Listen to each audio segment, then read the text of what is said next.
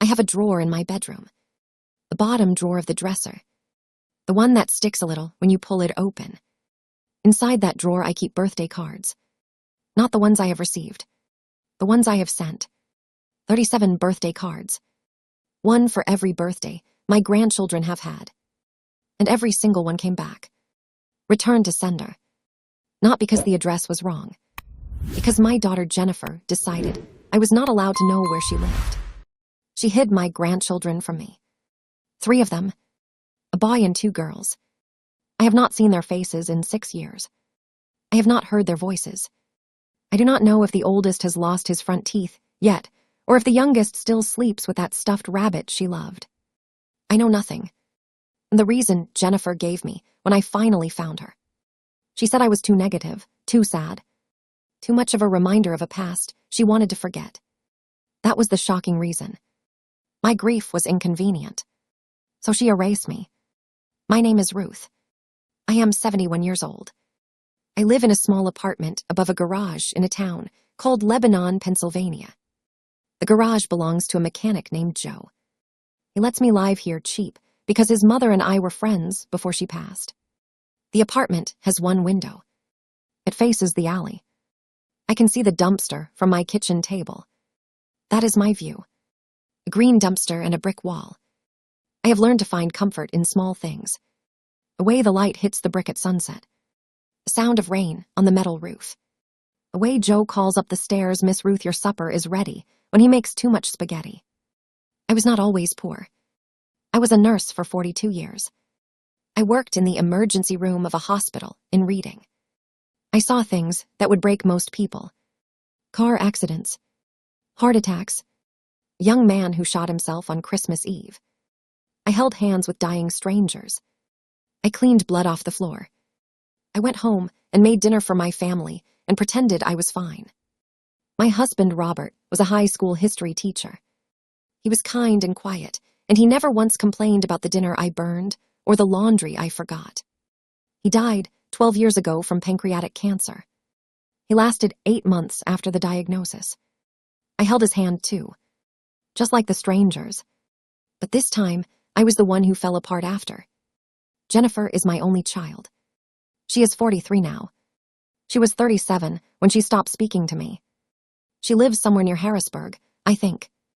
I am not sure. She blocked my number. She moved without telling me. She told her children that Grandma Ruth was sick and could not have visitors. That was the lie she chose. Not that I was mean. Not that I hurt her. Just that I was sick. Too sick to see them. Too sick to love them. Too sick to matter. The story of how this happened is not simple. It is not the story of one fight or one cruel sentence. It is a story of slow distance, of small cuts that never heal, of grief that looks like anger and anger that looks like silence. After Robert died, I was not myself. I know that now. I could not eat. I could not sleep. I lost 20 pounds in 2 months. My hair started falling out. The doctor said it was stress. I said my husband is dead. Of course it is stress. I went back to work too soon. I made mistakes. I gave the wrong medication to a patient. No one died, but I could have killed someone. The hospital put me on leave. They said take time to heal.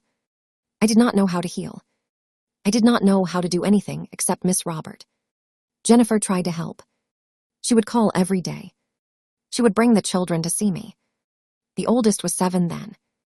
His name is Daniel. He had a gap in his front teeth and a laugh that sounded like a puppy. The middle was 5, Emily. She had red hair like Robert. She would sit on my lap and play with my necklace. The youngest was 3, Sophie. She was shy. She would hide behind Jennifer's legs and peek at me with one eye. I loved them so much it hurt. But I could not show it. I could not show anything except the hole in my chest where my happiness used to be. Jennifer would say, "Mom, the kids want to see you." I would say, "I am not good company." She would say, "We do not need you to be good company. We just need you to be here." But I could not be here. I was somewhere else. A dark place where the lights were off and the door was locked and I had lost the key. I did not mean to push them away. I just did not have the strength to pull them close. The distance grew slowly. Jennifer stopped calling every day, then every other day, then once a week, then every other week. I did not notice at first. I was too deep in my own darkness. When I finally looked up, she was already far away. I called her. She did not answer. I left a message. She did not call back. I tried again the next week. Nothing. I drove to her house.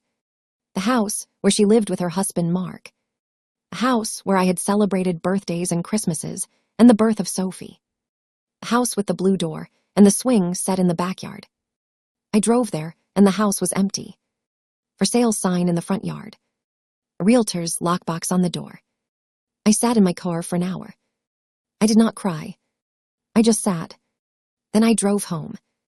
I found out later from a cousin that Jennifer had moved. That she had told the family I was struggling with my mental health and needed space. That she was protecting me. That she was protecting the children. No one asked me if that was true. They just believed her. Because she sounded so reasonable. And I sounded so sad. And sad people are easy to dismiss. I spent 2 years trying to find her. I hired a private investigator with money I did not have. The investigator found an address near Harrisburg, a rental house on a quiet street. I drove there on a Sunday afternoon. I parked across the street. I watched the house for an hour. Then I saw them, Daniel. He was 9 now, taller, thinner. His gap was gone. Emily was 7. Her red hair was longer. She was carrying a backpack with cartoon cats on it. Sophie was 5. She was holding Jennifer's hand. She was not hiding anymore. She was walking with her head up. She looked like a little person. Not a baby, a person. I got out of the car. I walked across the street. Jennifer saw me. Her face went white. She pulled Sophie behind her. She said, "Mom, what are you doing here?" I said I came to see my grandchildren. She said, "You cannot just show up like this." I said I have been trying to find you for 2 years. She said there is a reason I did not tell you where we moved. I said, "What reason?" She looked at Daniel, then at Emily, then at Sophie. She said, "Mom, you are not well." I said, "I am better now." She said better is not well enough. She took the children inside. She closed the door. She locked it. I stood on the sidewalk looking at a closed door. The door was blue, just like the old one. Different house. Same color. Same locked door. That was the last time I saw them in person. 4 years ago. I have not seen their faces since except in old photos. The ones I keep in the same drawer as the returned birthday cards. I did not give up. I wrote letters. Long letters. I told Jennifer about my therapy. About the medication that finally helped. About the grief support group I joined at the church. I told her I was sorry. I told her I understood why she needed space. I told her I was different now. I sent the letters to the address the investigator found. They did not come back, but I never got a reply. I called the number I had for her. It was disconnected. I tried to find her on social media. She had blocked me. I asked my cousin to look. Jennifer had changed her name on Facebook. She was using her middle name. She had posted photos of the children. Daniel in a baseball uniform. Emily at a dance recital. Sophie holding a trophy. My cousin sent me screenshots. I saved them on my phone. I look at them sometimes, at night. When the apartment is dark and the only light comes from the alley and the dumpster is just a shape in the darkness. The shocking reason came out 2 years ago. I finally got Jennifer on the phone. She called me from a number I did not recognize. She said, "Mom, I am calling because I want you to stop sending the letters." I said, "Why?" She said, "Because they make me feel guilty." I said, "Good. You should feel guilty." She was quiet for a long time. Then she said, "You want to know the real reason I kept the children away?" I said, "Yes." She said, "You were too sad. Your sadness was like a fog. It filled every room. I could not protect the children from it." I said I was grieving. She said, "You were drowning, and you wanted us to drown with you." I said, "That is not fair." She said, "Maybe not. But it is true." She said more. She said, "I was afraid you would do something. Something permanent. And I did not want the children to see that.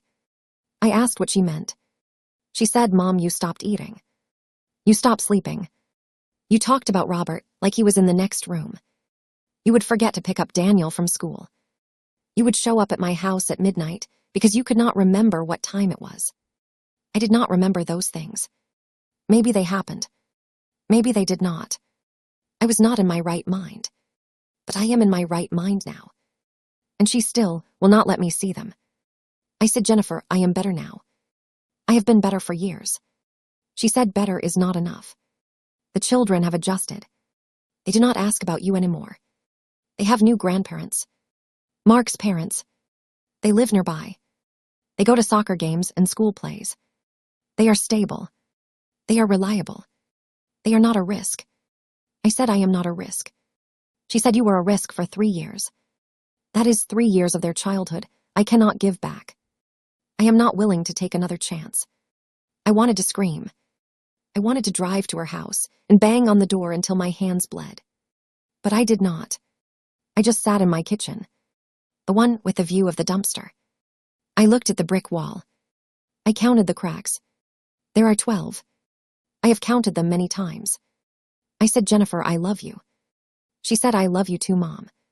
But love is not enough to fix what broke." She hung up. I held the phone in my hand for a long time. Then I put it down. Then I went to the drawer. The bottom drawer. I pulled out the birthday cards. I had not sent the most recent ones. Sophie turned 8 last month. I have a card for her. It has a unicorn on it. I bought it at the drugstore. I wrote inside, "Happy birthday, Sophie. I love you, Grandma." I did not send it. I put it in the drawer with the others. 37 cards. 37 return to sender stickers. 37 small wounds. I still go to therapy. Every Tuesday at 2 p.m. The therapist is a woman named Dr. Evans. She is younger than Jennifer. She has kind eyes and a box of tissues on her table. I tell her about the cards, about the dumpster, about the blue door. She says, "Ruth, you are not responsible for your daughter's choices." I say I am responsible for the choices that led to her choices. She says grief is not a choice. I say grief is not an excuse either. "Doctor." Evans suggested I write a letter I will never send, so I did. I wrote it on notebook paper, the kind with the blue lines. I wrote, "Dear Jennifer, I am sorry I was not the mother you needed after your father died. I am sorry I disappeared into my own pain. I am sorry I left you to carry the weight alone. I am sorry I forgot to pick up Daniel. I am sorry I showed up at midnight. I am sorry my sadness scared you. I am sorry you felt you had to protect your children from me. I am not sorry for loving you. I am not sorry for loving the children. I am not sorry for wanting to be in their lives. I am sorry and I am not sorry. Both things are true." I folded the letter. I put it in the drawer with the cards. I have not read it since. I do not hate Jennifer. That is the strange truth. I understand her. She was scared. She was tired. She had 3 small children and a husband who worked too much and a mother who was falling apart. She made a choice, a hard choice, a choice she believed was right. But understanding does not make the pain go away. The pain is still here. It sits on my chest like a cat, a heavy cat that will not move. I think about the grandchildren every day. Daniel would be 13 now, a teenager. Does he play sports still? Does he have friends? Does he ever wonder about me? Emily would be 11. Does she still have red hair? Does she still carry that backpack with the cats? Sophie would be 8. Does she remember me at all? She was only 3 when Jennifer took her away. 3-year-olds forget. That is the cruelest part. She probably does not know I exist. I am just a name her mother never mentions. A photograph in a drawer she will never see. I have thought about showing up at their school, just to see them, just to watch from across the street. I have thought about it 100 times, but I do not do it, because Jennifer would see it as a violation, and she would move again, and then I would have nothing, not even an address, not even a return to sender sticker, just silence, complete silence. So I stay here. in the apartment above the garage. I help Joe with his books sometimes. He is not good with numbers. I balance his ledgers. I organize his receipts. He pays me in cash and spaghetti. I have a cat, a gray tabby named Pepper. Pepper sleeps on my bed. She does not care about my past. She just wants her food bowl full and her chin scratched. I talk to her sometimes. I tell her about Robert, about the hospital, about the blue door. She blinks at me. That is enough. I have made peace with some things. Not all things.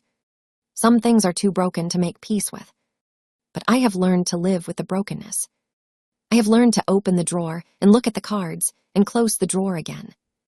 I have learned to see the dumpster as a landmark, not a punishment. I have learned that grief does not have a finish line. It just has days. Some days are harder than others. Last week, I saw a little girl at the grocery store. She had red hair. She was holding her mother's hand. She was carrying a stuffed rabbit. Just like Sophie. My heart stopped. I followed them for a few aisles. Not because I am a stalker. Because I could not help myself. The little girl turned around. She was not Sophie. Different face. Different eyes. I walked away. I left my shopping cart in the cereal aisle. I went home. I sat on my bed. Pepper climbed into my lap. I stayed there until the sun went down. This emotional story does not have a happy ending. There is no moment where Jennifer calls and says, "Come over." No moment where the grandchildren run into my arms. No moment where the blue door opens and stays open. That is not how real life works. Real life is messy. Real life is people making choices that hurt other people and then living with the consequences. Real life is me sitting in an apartment above a garage with a drawer full of returned birthday cards and a cat who does not judge me. I have learned one thing. You cannot force someone to love you. You cannot force someone to let you in. You can only keep the door open on your side and hope. Hope is a quiet thing. It does not shout. It just sits there. Like Pepper. Like the cards. Like the memory of a little boy with a gap in his teeth, laughing like a puppy. I still hope. Even after everything. I hope Jennifer changes her mind. I hope the children ask about me someday. I hope the blue door opens. And if it never opens, I will still be here. Counting the cracks in the brick wall. Sending cards that come back. Loving people who do not love me back. That is not weakness. That is just what happens when you are a grandmother and your daughter decides you are too sad to love. You keep loving anyway. Because that is who you are. Not because you expect anything in return. Because stopping would mean admitting that the story is over. And I am not ready to admit that. Not yet. Maybe not ever. If this emotional story touched your heart, don't forget to like, comment, and subscribe to my Grandma Voices for more real-life inspired family stories.